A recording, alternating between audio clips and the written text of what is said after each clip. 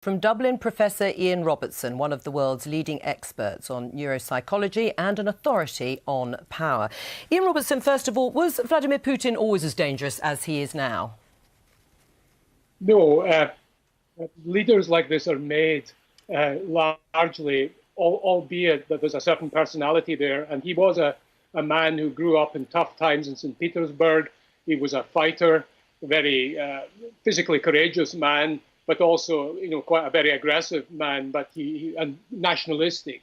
And so he held off the crowds in Dresden when they were besieging the KGB post that he was in. So he single-handedly did. So, no, he wasn't always like this. Power is one of the greatest pharmacological change agents in the world. And if you have unfettered power, it causes a remarkably consistent set of behaviours and changes, which Vladimir Putin shows. Right, and of course it looks as if he's going to win again and can't see any reason why he wouldn't. So he'll become even more dangerous and belligerent. I'm afraid so, because what happens when you have unfettered power for so long is you develop a grandiosity and a feeling of omnipotence and a feeling of complete identification of your own interests and those of the state.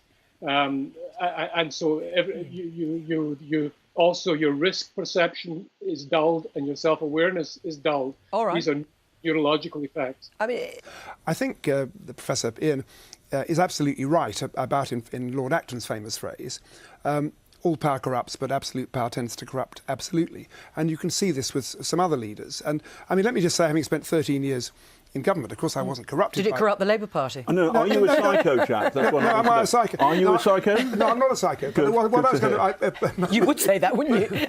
But John, what I was going to make a serious point here was that it was certainly, and you're very, very accountable. I mean, certainly much, infinitely more than in the Russian system. But towards the end of that 13 years, you'd got very used to power, got very used to being whisked around in a police vehicle, a whole trappings of power. And my kids and my wife used to sort of, as it were, stick the needle in me and say, just hang on a second. And because happily in this country you have to lose power, it took a bit of a while to decompress. Right. If you're assured of power forever, I think Ian is absolutely right. You can almost feel the pharmacological changes taking place, and that's what's happened in Russia. What about, though, that actually Russia and he, Vladimir Putin, Ian Robertson, is acting from a position of weakness, and that's what makes him even more dangerous? I do think that's a point, because with great power like that, you make so many enemies along the way by having to exert an authoritarian control, that you also have a lot of anxiety. So the greatest fear that coincides with the power motive is the fear of loss of control.